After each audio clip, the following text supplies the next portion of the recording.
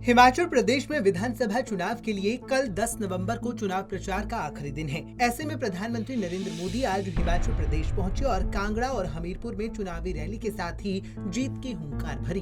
पहले प्रधानमंत्री मोदी ने प्रदेश के जनसंख्या के लिहाज से सबसे बड़े जिला कांगड़ा के शाहपुर स्थित चंपी मैदान में रैली की।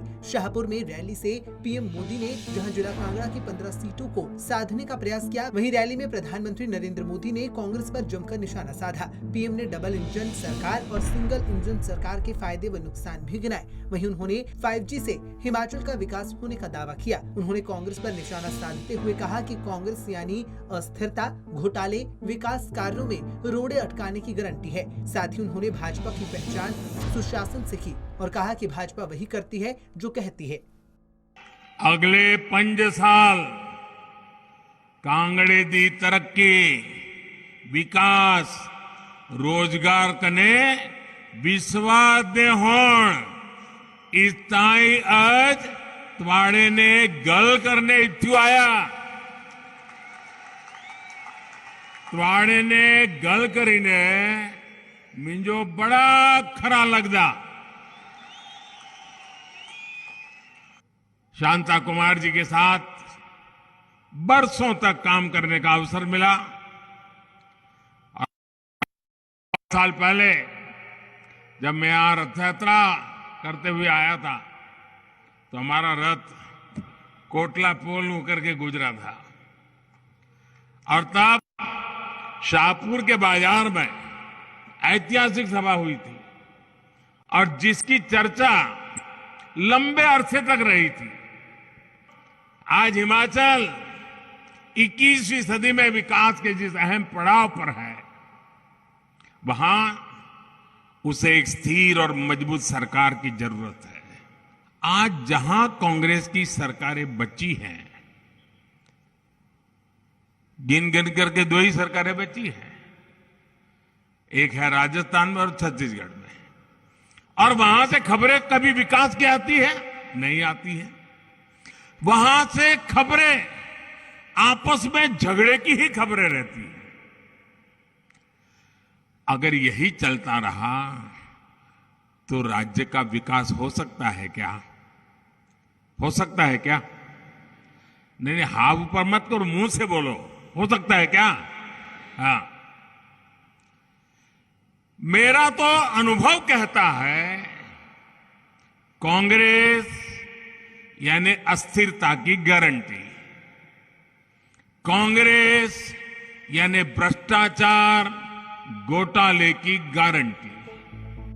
वहीं कांगड़ा के बाद प्रधानमंत्री नरेंद्र मोदी हमीरपुर पहुंचे, जहां हमीरपुर के सुजानपुर चौगान में विजय संकल्प रैली का आयोजन किया गया, जिसमें बतौर मुख्य अतिथि देश के प्रधानमंत्री ने शिरकत की और इस दौरान केंद्रीय सूचना प्रसारण एवं खेल मंत्री अनुराग ठाकुर ने प्रधानमंत्री का स्वागत किया। वहीं प्रधानमंत्री नरेंद्र मोदी ने पहाड़ी बोली में जनता को संबोधित करते हुए कहा कि आज सारे लोगों से मिलने का सौभाग्य मिला है। वहीं उन्होंने प्रदेश के देवी देवताओं को भी नमन किया। उन्होंने कांग्रेस पर निशाना साधते हुए कहा कि कांग्रेस ने हिमाचल की जनता के साथ छल और विश्वासघात किया है, जिसके भुगतभोगी हिमाचल के ही लोग हैं। वहीं प्रधानमंत्री ने विपक्ष पर गंभीर आरोप लगाते हुए प्रदेश में भाजपा की ही सरकार बनने का दावा किया। आपने इतने वर्षों के शासन में कांग्रेस ने जिस तरह हिमाचल के साथ विश्वासघात किया है, जो छल किया है, उसके सबसे बड़े भुक्तभोगी हिमाचल के ही लोग हैं। कांग्रेस ने हिमाचल को हर बुनियादी चीज के लिए तरसा दिया था।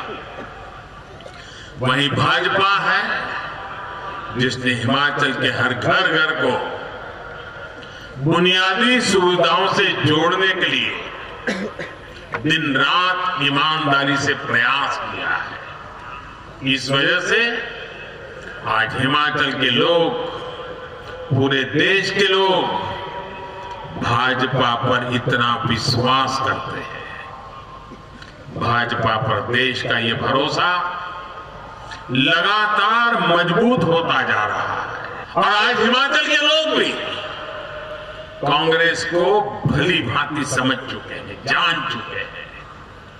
कांग्रेस को लगता है कि हिमाचल हमेशा 5 साल उसके 5 साल मेरे वाले फॉर्मूले पर ही चलेगा। 5 साल मैं मौज करूं, 5 साल तुम करो, फिर मैं 5 साल के बाद आ जाऊंगा, यही फॉर्मूला लेकर के चले। और इसलिए कांग्रेस के नेता हिमाचल के लोगों की कोई परवाह नहीं करते। कांग्रेस के लोगों को लगता है कि कोई काम नहीं करेंगे तो भी 5 साल के बाद तो लोग लाने ही वाले हैं, वापस आ ही जाएंगे। आप मुझे बताइए साथियों, कांग्रेस यहां पिछले 5 साल से विपक्ष की भूमिका में है, लेकिन इस दौरान दिल्ली से कांग्रेस के ऑल इंडिया लीडर लोकसभा चुनाव के प्रचार को छोड़ करके क्या कभी आपका हाल पूछने के लिए आए थे क्या? कभी आए थे क्या? कभी आपका हाल जानने के लिए आए थे? कभी कोई मुसीबत आई तो वो आपके पास आए थे? भाइयों बहनों, जरा 5 साल का हिसाब निकालिए। लोकसभा में, राज्यसभा में हिमाचल से जुड़े कोई विषय आए हो, हिमाचल के लिए आवाज उठाई हो किसी कांग्रेसी ने, ऐसी कोई घटना आपने सुनी है क्या? भाइयों बहनों, आपकी चिंता इनको 5 वर्षों तक इसलिए नहीं आई क्योंकि इनको भरोसा था कि हिमाचल तो 5 साल के बाद कुर्सी दे ही देता है, मेहनत करने की क्या जरूरत है, लोगों की परवाह करने की क्या जरूरत है, निवाज है, काम हो जाएगा। भाइयों बहनों, जो विपक्ष तक का काम जिम्मेवारी नहीं से निभा सकते, विपक्ष के नाते आपके सवालों को लेकर के जो हिलते भी नहीं है, वे सरकार में आने के बाद आपके लिए क्या करेंगे भाइयों? कांग्रेस स्वभाव से विकास की दुश्मन है। वो लोगों को मुसीबत में जीने के लिए, मजबूरी में जीने के लिए हमेशा सोचते हैं ताकि उनकी जरूरत पड़ जाए। भाजपा ही है जो हिमाचल को विकास की नई ऊंचाई पर ले जा सकती है। इसलिए इस बार हिमाचल में भाजपा सरकार की वापसी जरूरी है। और आप तो जानते हैं, कोई देश का प्रधानमंत्री अगर हिमाचल की हर छोटी मोटी बातों से परिचित हो, यहाँ की हर पहाड़ियों से परिचित हो, यहाँ के रास्तों से परिचित हो, यहाँ से लोगों से परिचित हो, तो दिल्ली में बैठकर को आपके काम आएगा कि नहीं आएगा? आपका विश्वास बढ़ेगा कि नहीं बढ़ेगा? अब मैं तो दिल्ली में हूं ही, अगर यहाँ मेरे अनुकूल लोग होंगे तो मैं ज्यादा काम कर पाऊंगा कि नहीं कर पाऊंगा? सीधी हिसाब है जी। और इसलिए दिल्ली का फायदा भी लेना है तो हिमाचल में भी बीजेपी की सरकार को बनाना है ताकि डबल फायदा मिल जाए। मेरा आपसे आग्रह है, 12 नवंबर को हर बूथ में हर वोट कमल के फूल पर ही पड़ना चाहिए।